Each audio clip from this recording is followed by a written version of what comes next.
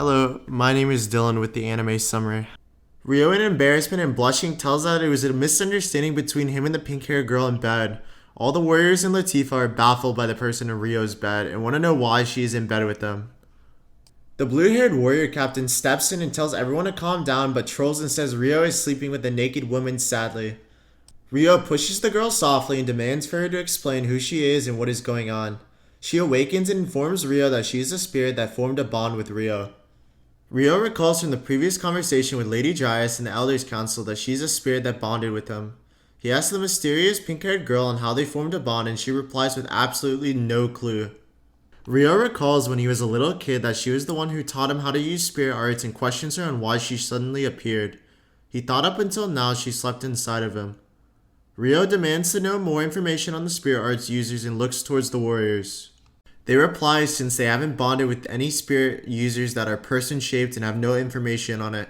Rio seeks more answers and wants to know the pink-haired girl's name, but she doesn't know her name and also wants Rio to pick a name for her.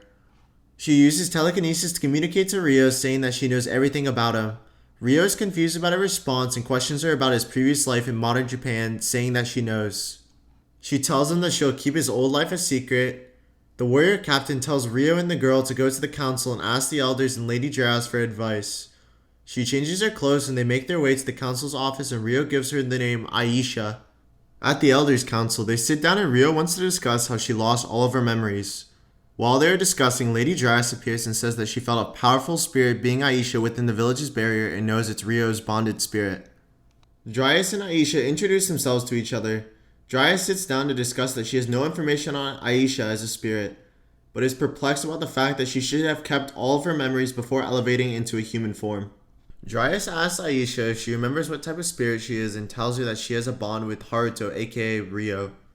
One of the elders is confused on why Aisha is calling him Haruto instead of Rio. Rio spills the truth and states that in the Starro region, he is wanted by authorities and goes to say that the region he goes by the name Haruto for cover. The elder replies with wanting to focus more on the important conversation at hand and discussing that incident at another point in time. Rio thanks him. Dryas goes back to asking Aisha questions and wants to know if she knows what type of element she is good at, and replies with all of them. Dryas and the elders are in shock about the answer. They make their way to the temple, and the elders and Lady Dryas want Rio to fight Aisha to test her powers, as well as not ever hearing about an all-around type person-shaped spirit to exist. Rio understands the situation and tells Aisha once the stone he's holding drops, the fight will start, and wants to know if she's ready to fight. She nods her head, saying yes. He throws the stone, and once it hits the ground, immediately Aisha moves insanely fast, trying to strike Rio with their fists, but he evades the attack. They trade blows with each other, one of them blocking each other's attacks. Rio notices that Aisha is copying his movements and techniques. Rio disengages and forgets about close combat, going for a more long-range approach. The elders are stunned about the fight, how intense and chaotic it is. Rio uses ice shards swiftly, and Aisha turns into a spirit form to avoid the attack. All the warriors in Latifa are amazed by her powers. She counters with ice shards of her own, but Rio uses fireballs to negate her attacks. She uses her own fireball to cancel out his blow. Rio and Aisha go out for the final attack using powerful wind magic, but Lady Dryas ends the match before anyone else gets hurt. Rio apologizes for going a little bit overboard on the last attack. Lady Dryas says that if the match continued anymore, it would have been danger for anyone or anything in the village. The elder lady says that Aisha was more than capable of using every element, speaking the truth. Lady Dryas thinks that the strength she showed off was only a fraction of what she can do, but knows she's unsafe to herself as a spirit. Lady Dryas acknowledges Aisha and says that she's going to become her teacher to teach her about the knowledge of spirits. Rio and Aisha both bow to her and thank her for her assistance. One of the elders walks up and declares Aisha welcomed into the village with open arms, and Aisha thanks him. The next day, before Rio and Aisha leave, the elder lady gives him a teleportation crystal, also being the crystal's only designated location is the village. One of the other elders says that the crystal can only take you to that destination and wouldn't be able to take you from where you came from. He goes on to say that Rio is a sworn friend of the village, even though the stone that he gave is very precious. The last elder gives him a special pin that allows him to change the color of his hair at will. Latifa says goodbye and hopes that Rio has a safe trip. Rio thanks her and says he will and leaves. When Rio and Aisha are flying, he informs Aisha that he needs to attend something in Starro, but before that wants to check on Celia to make sure she's alright since he hasn't sent any recent letters. At the castle, Celia is in the garden looking at one of the letters Rio sent her. All of a sudden, Charles appears announcing to her that she found her weirdly. Celia calls him Lord Charles but wants to be called Darling instead. Celia puts the secret letter from Rio behind her back and makes up an excuse to Charles, saying that she is shy and wouldn't be able to do anything like that. He says he looks forward to seeing how the interactions will be like in the future with Celia. A royal guard runs up to Charles, demanding Charles to follow him, and walks away. Celia sighs and is worried about Rio's whereabouts. Later that night, Rio and Aisha infiltrate the academy and changes his hair to disguise himself. Rio struggles to unlock the library window, but Aisha easily shifts into a spirit form and goes inside and opens the door for Rio. They make their way down the hall towards Celia's office. Rio knocks on the door multiple times and lets himself in. He's in shock about there being nothing inside her room and wonders if she changed research rooms. They investigate another professor using magic and spirit forms to get inside and solicitate the professor to ask about Celia's location. He says that she is located in the royal palace. The professor also spills out that Celia is ahead of the wedding ceremony and is getting married to Charles. Rio, in disgust and dismay about the statement the professor made, worried for Celia. The professor goes on to explain that it was a pre-marriage and the kingdom suffered a crushing defeat to the Proxia Empire, stating that the Duke of Arbor's actions made negotiations for peace between the nations, revealing that since the peace treaty occurred, the House of Arbor lost their authority and rights, meaning that this marriage is strictly for power and to regain it. Aisha removes the hypnotized magic from the professor, he falls asleep and they walk away.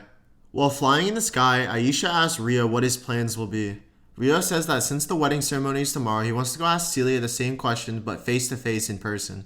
He goes on to say that it will be difficult to infiltrate the castle with the high defenses. Aisha volunteers to go inside because of her spirit form to investigate. Rio wishes her good luck and she takes off.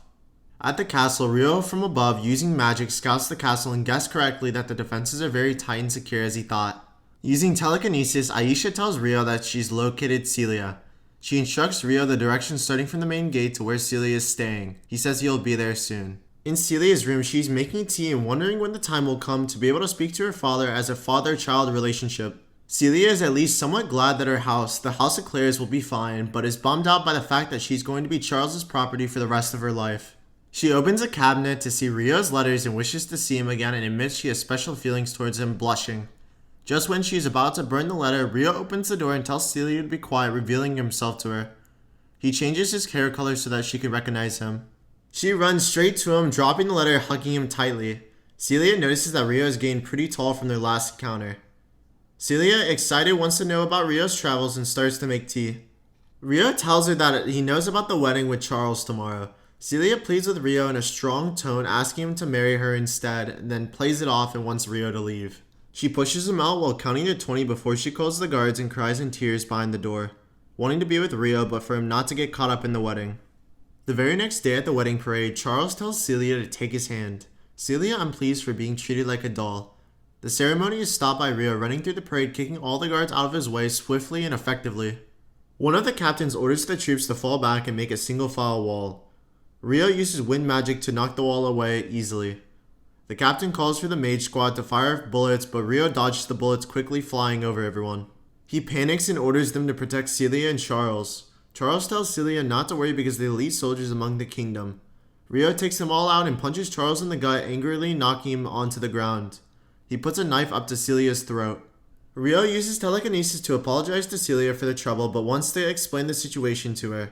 Celia is confused about what is going on. Charles, being held to the ground by Rio's foot, demands to know his intentions at the wedding. Not having much time left, Rio wants to know Celia's will and assumes she is being threatened by the House of Duke Arbor. The guards are surrounding Rio, but he wants to know if the marriage will make her happy. The guards are approaching Rio, but he wants to know if Celia wants to run away and be with them. In tears and full emotion, Celia says yes to taking her away from the kingdom. All of a sudden, Rio announces to everyone that he'll be abducting the bride so everyone can feel embarrassed in front of their own eyes. He picks up Celia, hops off the car, and runs away. Charles violently orders everyone to hurry up and capture him. The guards charge at him in two separate forces. Rio jumps over them and they crash into each other. Reese notices that the intruder is using spirit arts and assumes that it is Rio back from when he fought the Minotaur. Reese uses dark matter magic and Rio deflects it. In the smoke, Celia and Rio make their escape through the kingdom. Alfred takes over and calls out to everyone that the aerial knights are in pursuit and for everyone to circle the kingdom to make sure Rio and Celia don't escape. Charles heatedly complains about Alfred taking command, blaming him for the escape of Rio. Alfred ignores his incompetence and wants to know who the intruder might be, and he leaves the scene in pursuit of Rio. On the retreat, Rio is carrying Celia on top of the buildings being chased by the aerial knights on griffins. Celia says it's okay to go a little bit faster to get away from the unit, and he does so, also telling her that she'll be riding with someone else in a moment. Rio drops Celia into a secluded alley and Aisha appears out of her spirit form. Aisha picks up Rio and Rio informs her about his plan to play the decoy and buy some time so they can escape the kingdom. Rio promises that he will meet up with Celia later after he escapes as well. Rio is running up on the rooftops. The troops spot him and follow after him. They use a flare gun to inform everyone on where Rio is heading. They use blitz shot magic to try and take down Rio, but he dodges continuously. On the ground, the horses are chasing him down on foot, following his every movement. He knocks all the incoming guards on foot with his fist and legs, and more arrive. Rio takes out more troops coming his way. Alfred shows up and confidently tells Rio that he's going to be restrained and captured. Rio recalls that his nickname, he goes by the name King of Swords, and was the announcer of his duel back at the academy when he was there. Alfred tells his troops to stand back, and if they keep fighting, they would just get hurt in the process. He draws his blade fiercely and strikes Rio. He is amazed by how strong Alfred is. Alfred swings his giant sword on top of Rio, but he deflects it and goes on the offensive. Alfred is confused on why he didn't finish him off and replies saying that he's going to regret it. Alfred unleashes his most powerful attack with red aura, striking at Rio, going for the final blow. The rest of the guards go up to Alfred after the fight and ask what happened to the intruder. Alfred says that if he got hit by the blow, there wouldn't have been anything left of him, but feels like he didn't connect on him. He orders the rest of the troops to look for Celia. It is storming in the kingdom on the mountain. Celia and Aisha are waiting for the return of Rio, worried that he's hurt. The lightning stops and Rio appears from the sky to greet her. Celia is joyful of his return, and when she goes to greet, trips and falls on his hands. Celia thanks Rio for kidnapping her so that they can be together. In the distance, a mysterious yellow lightning comes out of nowhere and lights the area up. Then all of a sudden, more lightning with different colors appear. During one of the flashes, Rio notices Aisha to be one of the girls from the bus accident, also being his crush.